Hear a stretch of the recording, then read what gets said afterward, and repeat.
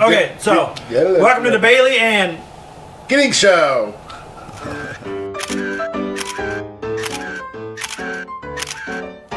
Live in Springfield, Illinois, it's the BG Show.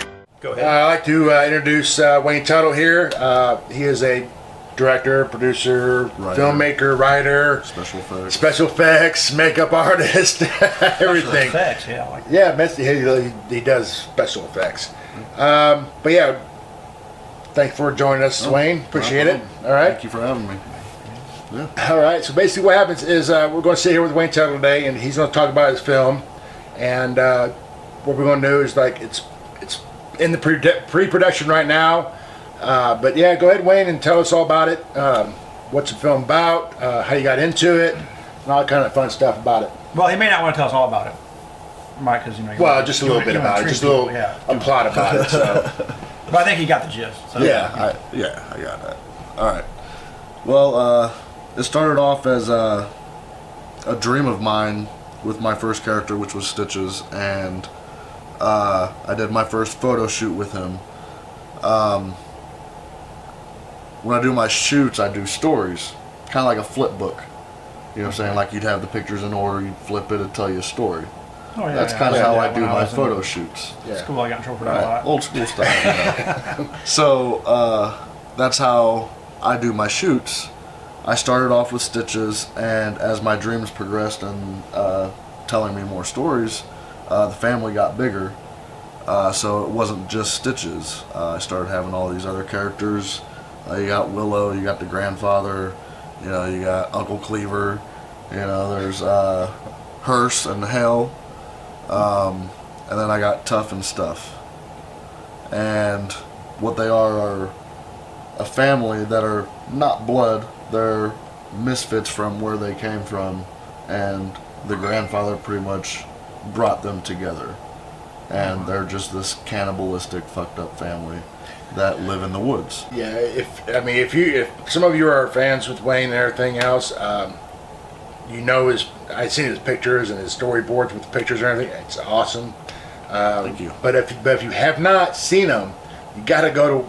It's on your main. It's on the photography page. It's on the Lucid Nightmare photography page. So I recommend that because he's really good at photography. I thought I was good, but I guess you not. can put the. You're good, buddy. We're all good, man. Well, it's an art form. We all have our own views, our own visions. We'll put the link on our Facebook page. Yeah. To his page, so you can go there and maybe on. Let's see. The first one that was the first one you did was what's his name, Herschel. With Herschel. Yeah, with Herschel. It was Friday the 13th. Yeah. That was with Antoinette. Yep. Right. Mm-hmm. And I saw those. I'm like, those are pretty good. And I was thinking at the same time when he started putting these out, I'm like, man, he's got these photos as a story page, and I was about ready to the second to say, hey, let's film this. I was like, we have to film this, man. I was like, you're taking the, and then he went to another one, and I'm like, oh man, I was like, we have to film this, and then he comes up with this new film or whatever by the pictures. Which I wasn't even going to make a movie out of this. Yeah. Like honestly, I was telling the story through the photos. Yeah. And as they progressed, everybody kept asking questions and messaging me saying, what is this movie, or is there a video to it, or anything of that nature? And I'm like, no, these are just shoots that I'm telling a story with, And I just got so many people that were interested that I was like, I'm just gonna give them what they want. Oh yeah, I saw the first one with Friday the 13th. I'm like, this is awesome. I guess you went to the lake, right? And it was like a pier or something. I thought it was like a script from a real Friday the 13th film, So, but yeah, I'm glad you did and this. A lot of help with that was, them too, Herschel Aller and Antoinette Stubbs. They did amazing.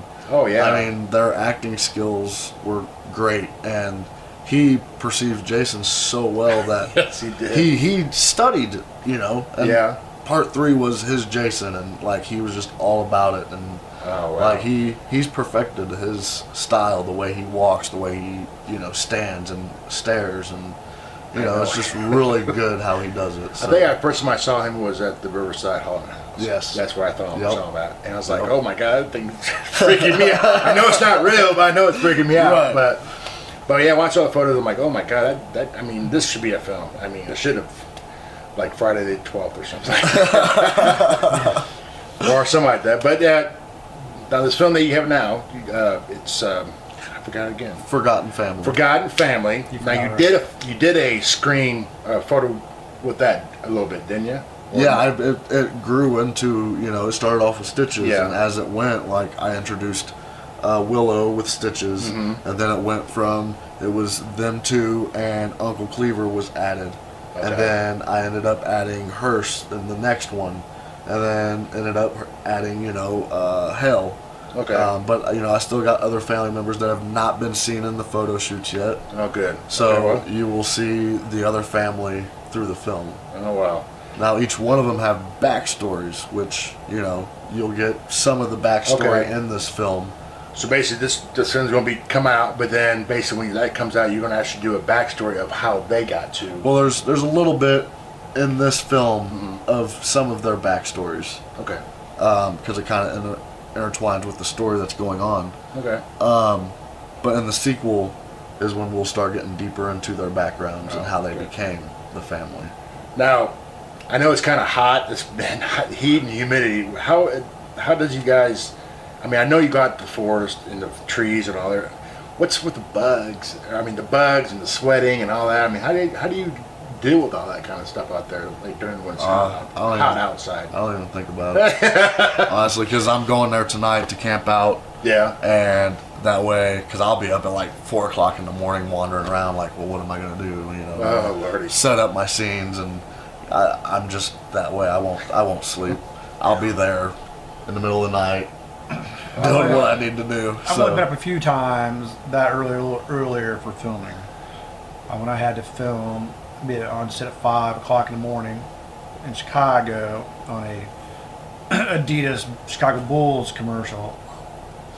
Man, yeah, I had to be up at 2 o'clock in the morning because I had to drive up there. But Oh wow. yeah, it was. I got a couple hours of sleep, and it was just those were those things that they say, oh, well, wait by the phone and we'll let you know what time to be there, this and that. And it's like, okay, so you're going to call me between 9 and 10 p.m.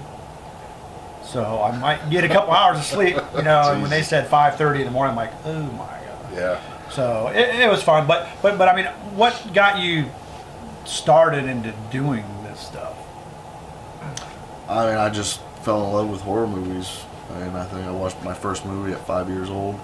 It was Halloween, and which. In 1978 Halloween? Yeah, the original. That's that's the best. But Yeah. I mean, a lot of stuff in there, even though it was simple, but the music. it was simple, yeah. But the way that the actors. I mean, the actors were just phenomenal in it. I mean, and Carpenter's story was amazing. I mean, he wasn't human. I mean, it was supernatural. He was a shape. It was pure evil. Yeah, I mean, it just blossomed because I watched a thing on that, and when he first tried to sell or do Halloween, they didn't want it. Right. They watched it for a few minutes, and they were just like, ugh. And then he got that music Oh yeah. added in there, and it's just like their attitude just changed. Yep. And it's just amazing the little simple things, I mean, Oh, yeah. I'm mostly in front of the camera, but I see some stuff behind and the other work, and it just amazes me. But so, you got started with horror films, and then It went. I was about 11 years old and started making our own haunted houses in our yard for Halloween for the kids and all the trick-or-treaters and all that. And we did that for years up until I was 18. Then I just started doing Halloween parties. I always decorated everything myself and, did makeup, did my own stuff, and it grew into me making props and my own decorations itself. And then people started buying that from me. And I was like, well, shit, I got something here, Like, yeah, young I entrepreneur. love doing like, this, and You're doing parties at 11, I'm delivering newspapers. Trying to make $5 a week or whatever I was making. But. I was doing other stuff. I was mowing yards, and you gotta know the other stuff. Yeah, people But- didn't trust me with mowers at that age. Yeah, well, I probably they shouldn't went have over. trusted me. Yeah, it's like, you know, but No, but no, that's cool. And then, I mean, you know, you start doing that and doing all that. So then, I guess, when did you pick up a camera and whatnot to do any photography or film? well, film-wise, photography, film was probably 2013. I mean, I didn't really film anything, but I directed and Played around. Yeah. played around Okay. with it a little bit. But I had cameramen, and that was my first film. It was a really good learning experience. A lot that I seen that I needed to improve on, and I've been building myself up doing that. And I feel my photography has helped me out with that, with telling my stories, and because I have to have them acted out. I write the scenes out, I let them play it through, and it's just like that. But there's no audio. It's just flip book. Yeah. But it definitely helped me improve on things that I need to look at and go about doing film. I've been studying up on it. Got some books to read up on and teach myself new tricks. So I'm pretty excited to get back on the set and No, that's good. I mean, bring something, amazing to 217. okay, so you talked about studying up and checking out stuff you do and stuff. So you're one of those people, you're not superstitious or anything, about watching your own work to try to improve? Because some people, they won't watch their work for whatever Gotcha. reason. I guess it's mostly actors probably, but you're more like a Oh yeah, I'm football always coach where you're studying mine. constantly, And I'll watch it over and over and over again so I can, see what I messed up on so I can improve. And do you help when you're on sit with the actors? I mean, I know actors usually know their stuff or try to know their stuff, Right. but do you help with direction ever? Oh yeah. Because sometimes And I'm a director. no, I'll but I usually- know some directors. Right. Well, usually how I do it is I make them run through it in front of me. I want to see it done. If there's something that I feel they need to improve on, I'll get in there and, I'll tell them, well, you need more emotion when you do this, or, you need to hold back a little bit on this, you just kind of help them out on how I'm perceiving it and how I'm wanting it shown, you know what I'm saying? So I'll help them out in every aspect just to make sure I get the shots that I need, So you're hands-on. Oh with yeah, the director. on everything. No, I mean that's awesome. I mean, there are some, but I've met some that they give very little direction. And well, when you're on big sits, when I've been on Chicago Fire stuff like that, they don't give a lot. They just expect the actors to know it all, I guess, in a sense. Gotcha. But me doing the acting stuff for years, I always look at the director. It's like, I mean, I make choices, but I also, I don't literally look at the director, but I'm looking towards the director, like, in a sense, it's like, okay, any feedback or anything like that, because we're there to make the audience believe it, and get the director the shots that he wants, Right. and try to do it in the least amount of shots if possible. I mean, I know that film nowadays isn't like it was, where you had Right. rolls, and it's like, Exactly. oh, It's a you're lot costing easier money. now. It's not, You got SD cards, Right. and digital. So, I'm not saying time isn't money still, but Right. you're not wasting rolls of film on stuff, and going way over budget possibly. But no, that's good. I mean, I like that, and I don't know. I don't really have any questions other than weirdo over there.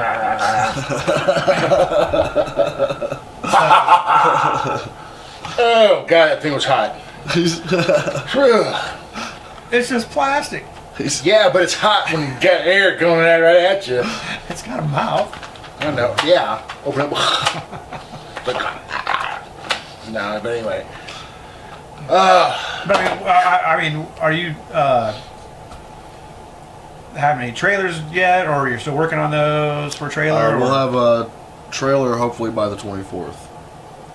That's what we're shooting. That'll be our second weekend that we're filming. Okay. We'll be filming every other weekend. So I'm hoping if everything goes as scheduled and as planned, which it doesn't always happen, you know, Been there, done I've that. had some, you know, setbacks, and you know that's expected, you know. So you just have to plan around it and keep pushing forward. So I totally understand that. yeah. Okay, so everybody out there, basically we, Giddings and I, will watch for Wayne's trailer, and when it gets out there, we'll post it on the page and help with him. It may not be in the show, because the show will probably come out before then, which we like to try to show. But, you know, we'll send stuff to his page and information and whatnot, so you know this guy's work, and go from there. And basically, like I said, you know, you can go to, I guess, Lucid Nightmares for photography. Do you have a production page? Production and photography are one, or production two one? separate. Two separate. Lucid Nightmare Productions, Lucid Nightmare Photography. Also, if you want to send Wayne Tuttle, say, hey, you know, I like horror films too, I want to be in your film, and you know, maybe he might take you up on it. We always he need does. extras. I know there's one thing that you want somebody to be in the film tomorrow, right? You film tomorrow, right? Yeah, I'm filming. Okay. What do you need that you need help with? Filming? Yeah. Or bodies, right? Oh, yeah, I need a bunch of dead bodies. Okay. But that's pretty much every day that I'm filming. Every day you film in, right? So how do you get? I mean, I'm sure he needs a lot of bodies. So if you want to act dead, hit up Wayne. Yeah. It's pretty easy. Yeah, I mean, he'll throw a couple. You have to sit through some makeup. But, Yeah, you he'll know, throw some blood on you. you You look got dead, blood but coming you out won't here. be dead, you know. You got some blood everywhere. Right. And don't wear nothing nice. Yeah. Don't wear anything nice. But other than that, I thank you for coming out. right. I can't think of anything else I can say to you. No, thanks, sir. It's been a pleasure. No problem. Look Thanks for forward to having seeing me. it.